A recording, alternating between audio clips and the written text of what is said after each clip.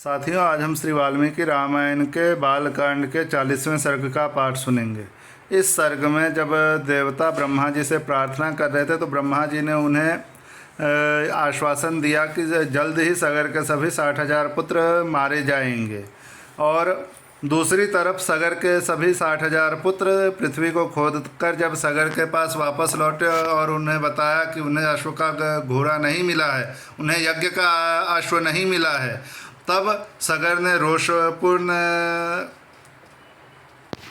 वचन कहकर उन सभी 60,000 पुत्रों को ताड़ित किया और उन्हें फिर से पृथ्वी खोदने का आदेश दिया।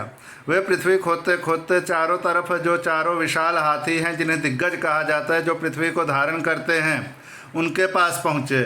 उनके दर्शन करते हुए वे आगे बढ़े और कपिल मुनि के आश्रम में पहुँचे और कपिल मुनि ने उन्हें हुंकार करके जला दिया।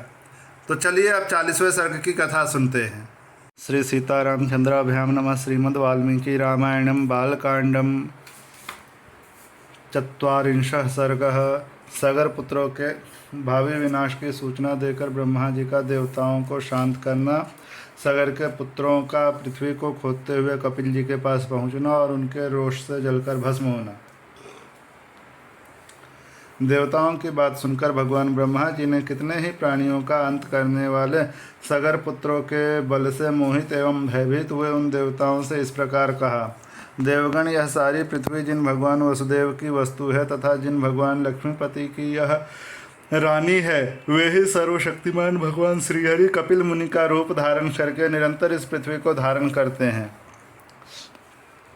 उनकी कोपाग्नि से ये सारे राजकुमार जलकर भस्म हो जाएंगे।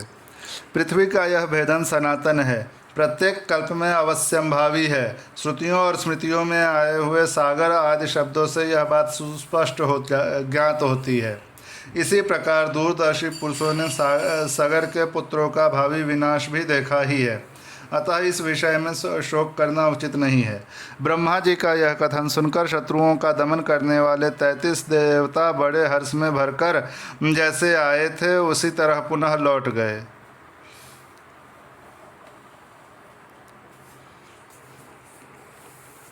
सगर पुत्रों के हाथ से जब पृथ्वी खोदी जा रही थी उस समय उससे वज्रपात के समान बड़ा भयंकर शब्द होता है। इस तरह सारी पृथ्वी खोदकर तथा उनकी परिक्रमा करके वे सभी सगर पुत्र पिता के पास खाली हाथ लौट आए और बोले, पिताजी, हमने सारी पृथ्वी छान डाली, देवता, दानव, राक्षस, पिशाच और नाग आदि बड़े बड़े बलवान प्राणियों को मार डाला, फिर भी हमें न तो कहीं घोड़ा दिखाई दिया और न घोड़े को का चुराने वाला ही। आपका भला हो, अब हम क्या करें? इस विषय में आप ही कोई उपाय सोचिए। रघुनंदन, पुत्रों का यह वचन सुनकर राजाओं में श्रेष्ठ सगर ने उनसे कुपित होकर कहा, जाओ फिर से सारी पृथ्वी खोदो और इसे विदीर्ण करके घोड़े के चोर का पता लगाओ। चोर तक पहुंचकर काम पूरा होने पर ही लौटना। अपने महात्मा पिता सगर की यह आज्ञा शिरोधार्य करके वे 60,000 राजकुमार रसातल की ओर बढ़े और रोष में भरकर पृथ्वी खोदने लगे। उस खुदाई के समय ही उन्हें एक पर्वताकार दिग्गज दिखाई दिया, जिसका नाम विरूपाक्ष है। वह उस भूतल को धारण किए हुए था। रघुनंदन महान गजराज विरूपाक्ष ने पर्वत और वनों सहित इस संपूर्ण पृथ्वी को अपने मस्तक पर धारण कर रखा था। काकुत्स, वह महान दिग्गज, जिस समय थककर विश्राम के लिए अपने मस्तक को इधर उधर हटाता था उस समय भूकंप होने लगता था। श्री राम, पूर्व दिशा की रक्षा करने वाले विशाल गजराज विरूपाक्ष की परिक्रमा करके उसका सम्मान करते हुए वे सगर पुत्र रसातल का भेदन करके आगे बढ़ गए। पूर्व दिशा का भेदन करने के पश्चात वे पुनः दक्षिण दिशा की भूमि को खोदने लगे। दक्षिण दिशा में भी उन्हें एक महान दिग्गज दिखाई दिया। उसका नाम महापद्म, महान पर्वत के समान ऊंचा वह विशालकाय गजराज अपने मस्तक पर पृथ्वी को धारण करता था। उसे देखकर उन राजकुमारों को बड़ा विस्मय हुआ। महात्मा सगर के वे 60,000 पुत्र उस दिग्गज की परिक्रमा करके पश्चिम दिशा की भूमि का भेदन करने लगे। पश्चिम दिशाओं में भी उन महाबली सगर पुत्रों ने महान पर्वताकार दिग्गज सौमनस का दर्शन किया। उसकी भी परिक्रमा करके उसका कुशल समाचार पूछकर वे सभी राजकुमार भूमि खोदते हुए उत्तर दिशा में जा पहुँचे। रघुश्रेष्ठ, उत्तर दिशा में उन्हें हिम के समान श्वेत भद्र नामक दिग्गज दिखाई दिया, जो अपने कल्याण में शरीर से इस पृथ्वी को धारण किए हुए था। उसका कुशल समाचार पूछकर राजा सगर के वे सभी 60,000 पुत्र उसकी परिक्रमा करने के पश्चात भूमि खोदने के काम में जुट गए।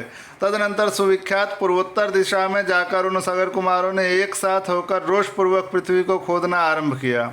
इस बार उन सभी महामना, महाबली एवं भयानक वेगशाली राजकुमारों ने वहाँ सनातन वासुदेव स्वरूप भगवान कपिल को देखा।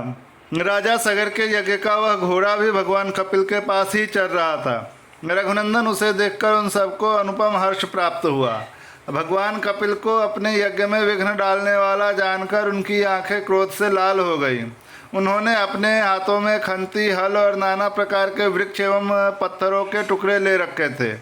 वे अत्यंत रोष में भरकर उनकी ओर दौड़े और बोले, अरे खड़ा रह, खड़ा रह, तू ही हमारे यज्ञ के घोड़े को यहाँ चुरा लाया है। दुर्बुद्धे, अब हम आ गए, तू समझ ले, हम महाराज सगर के पुत्र हैं। रघुनंदन उनकी बात सुनकर भगवान कपिल को बड़ा रोष हुआ और रोष के आवेश में ही उनके मुंह से एक हुंकार निकल पड़ा।